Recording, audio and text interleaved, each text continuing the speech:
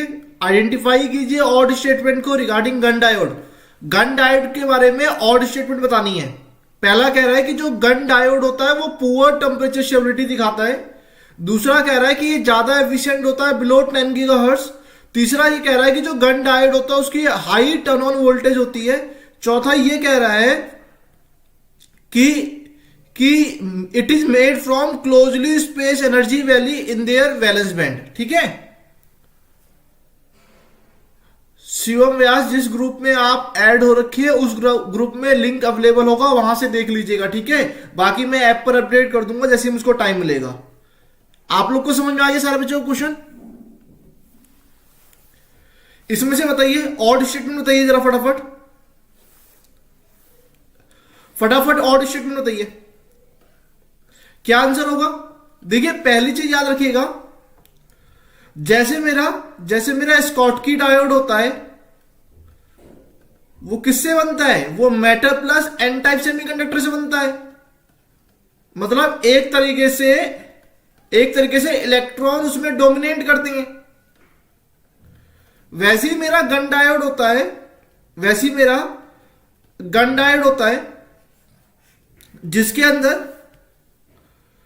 जिसके अंदर खाली एन लेयर होती है। Gunn diode is made from n layer only. बीच में हम लोग इंट्रिंसिक एन लेयर डाल देंगे और दोनों बार में एन प्लस मतलब दोनों बार वाली की जो उस लेवल होगा उसको हाईली डोप्ड कर देंगे।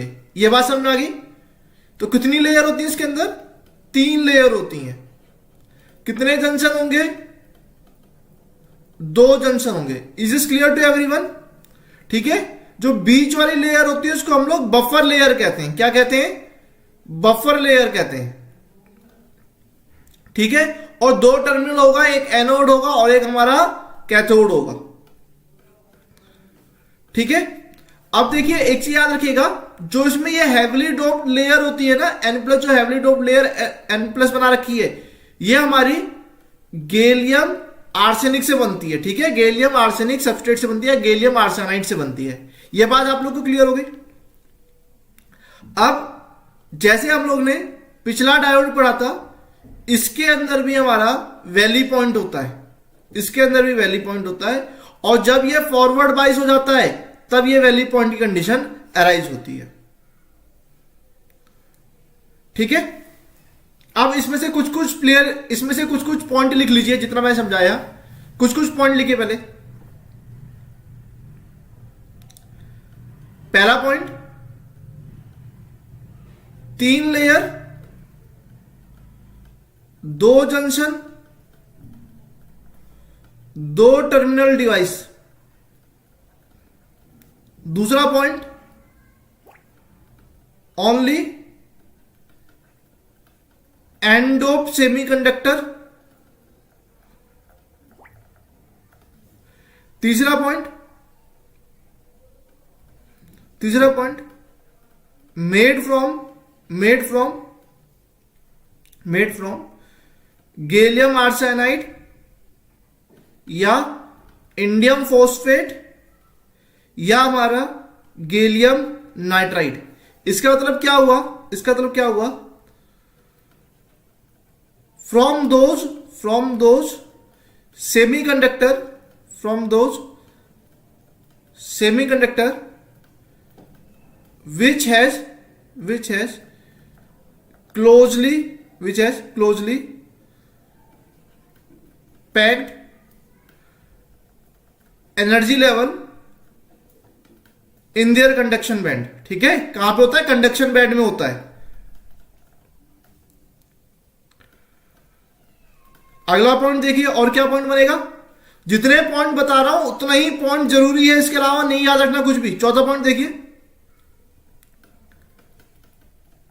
Extreme layers, heavily doped, inner या मिडल लेयर,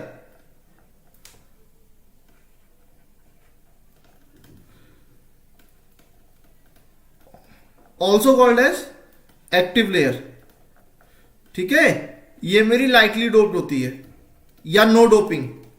लाइटली या नो डोपिंग।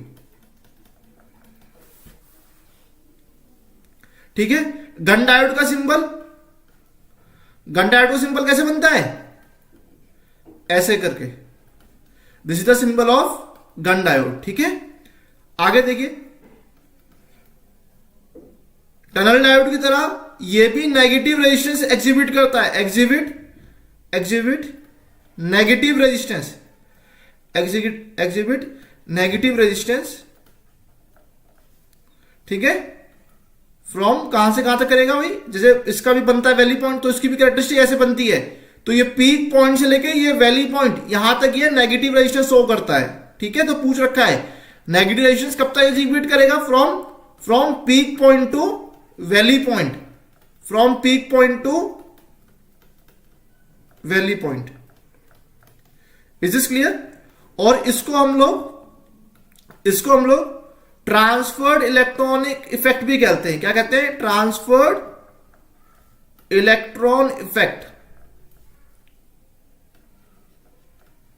ठीक है, इसकी नेगेटिव रेजिस्टेंस होती है, इसका मतलब यह हुआ कि इसको हम लोग एम्पलीफायर और ऑसिलेटर की तरह यूज कर सकते हैं, एम्पलीफायर और ऑसिलेटर की तरह यूज कर सकते हैं। अगला चीज देखिए, और कहां कहां पे यूज हो सकता है, जैसे एप्लीकेशन वगैरह पूछ ले, तो जैसे हम लोग माइक्रोवेव्स वगैरह में यूज कर लेंगे, इसकी नेगेटिव रेजिस्टेंस है ना, माइक्रोवेव्स में यूज कर सकते हैं। दूसरा कहां पे यूज कर सकते हैं, जहां पे लार्जर बैंडविड्थ की रिक्वायरमेंट हो, जहां पे लार्जर बैंडविड्थ की रिक्वायरमेंट हो। तीसरा, हाई फ्रीक्वेंसी के लिए यूज करते हैं, लेकिन frequency should be less than 10 gigahertz, 10 gigahertz से नीचे में यूज करते हैं। ठीक है, एक चीज और याद रखिएगा, जो हमारा ये डायोड है, गन डायोड है, इसका हाई टर्न ऑन वोल्टेज होता है। क्या होता है? हाई टर्न ऑन वोल्टेज होता है, जो इसका डिसएडवांटेज है, इसीलिए हम लोग इसको पसंद नहीं करते हैं, इसका डिसएडवांटेज है। दूसरी चीज याद रखिएगा कि इसकी पुअर टेम्परेचर स्टेबिलिटी होती है। क्या होती है? पुअर टेम्परेचर स्टेबिलिटी होती है। ठीक है, यह बात सबको क्लियर हो गई है? गुड इवनिंग एवरीवन, यह चीज सबको क्लियर है? इतना पॉइंट लिख लिया आप लोग ने?